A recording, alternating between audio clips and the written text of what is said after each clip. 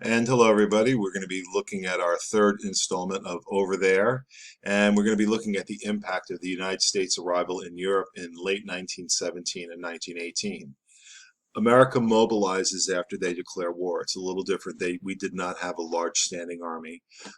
We were basically, we did not get involved in foreign wars, and our army was large enough to basically look after the interests that the United States had, which was basically only the Western Hemisphere. It takes a while, but a large army is mobilized, mostly through volunteers and a large number of conscription, of draft. And we've talked a lot about the draft. So the goal of Wilson is to make the world safe for democracy. That's his stated goal. And we'll be looking at that. Did it occur or not? But the United States arrives, and soon they have well over 1 million soldiers, combat soldiers, not just soldiers. These are combat soldiers who are ready for the front lines. They are the best equipped army in the world. They're fresh out of training. They don't have combat experience, but they're well trained. And by far, they're the best equipped army with good solid weapons that are brand new. They have more vehicles than the rest of the armies of Europe combined. The American army is a fully motorized army. They can move fast. Instead of walking everywhere, they use trucks. Instead of hauling heavy equipment with horses, they use trucks or tracked vehicles, and they move it that way. So they're mobile, they're well equipped, and they're eager to get into the fight. They want to end this. They are following Wilson's ideal that we're going to end this, and it's going to end all wars. And the words of the song that we've been looking at is send the word, well, I'll go back. So prepare, say a prayer. And they're talking to the Germans. Send the word to beware. We'll be over, we're coming over, and we won't come back till it's over there. This is the mindset of America. It's the mindset of the American army. You've made a big mess, Europe. We're coming in, we're going to fix it, and then we're leaving. It is powerful, a powerful statement. And the United States has become what Roosevelt had envisioned of being a superpower in the world.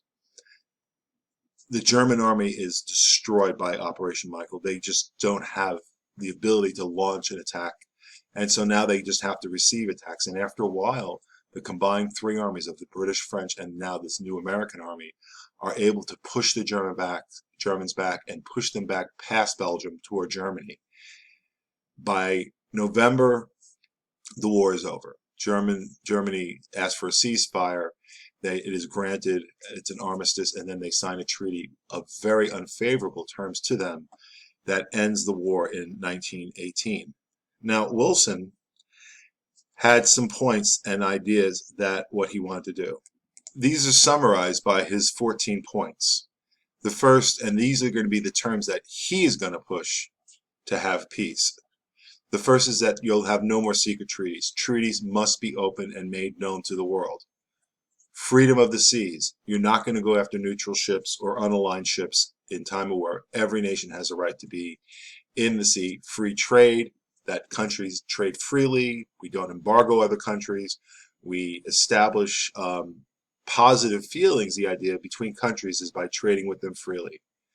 A large-scale reduction to arms. Hemingway is moved by this, and by this part of Wilson's plan, and he writes the great American novel, A Farewell to Arms. I recommend you read it.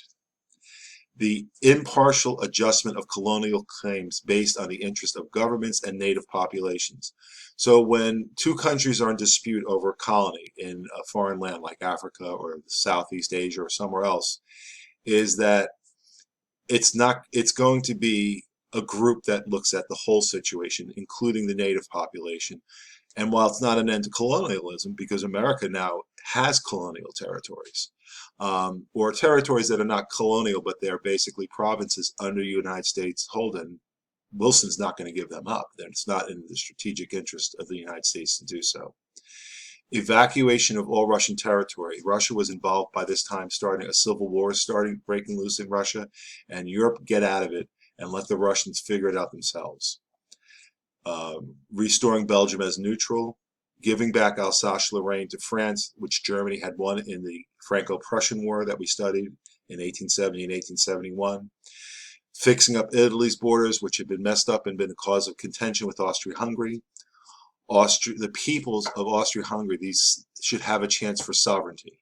So places like Serbia and areas that have that ethnic mix should be made to new countries. Then you have new countries formed, such as Austria-Hungary loses basically everything. Austria is by itself and Hungary is by itself.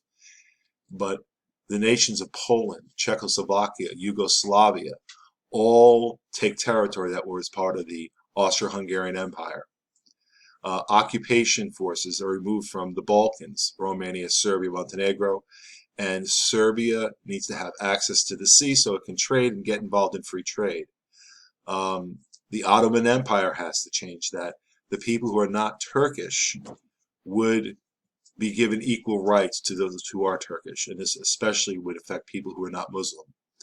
The Dardanelles as a choke point that basically locks Asia off from the rest of the world, the Dardanelles, which was why Gallipoli was fought over, would be given free passage for all ships. So a big part of this is the idea is that if you're trading with multiple nations, you'll be friendlier to them. That's one of the concepts or ideals of free trade, that free trade among foreign nations promotes peace, because if you trade with each other, you start to like each other.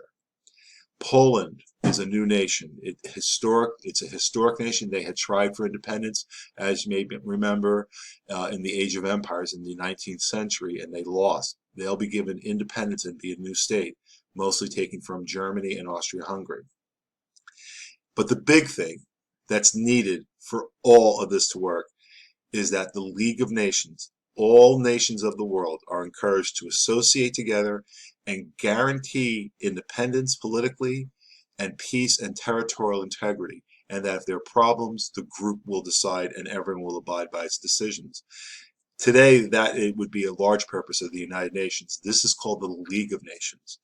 And the League of Nations is founded with one member not joining.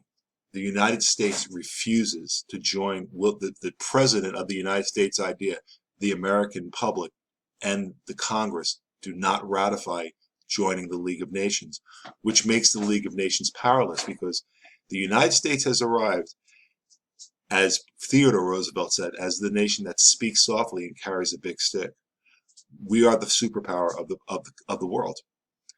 And American, even though we are a superpower, the idea of Americans is we spilled enough blood, we spent enough money. As far as Europe is concerned, if they have problems, it's their problem, not our problem. And America goes strongly back into isolationism. They do not want to be involved in Europe. They only care about the Western Hemisphere and the United States. So that is how U.S. involvement ends World War I. We'll be wrapping up the unit on World War I, talking about propaganda, and then we'll be looking at the Russian Revolution. So I know this was a little bit longer, but then again, it's only 8.5 minutes. I hope you learned a lot, and you'll be seeing some of these questions as assignments this week. So have a great rougher day.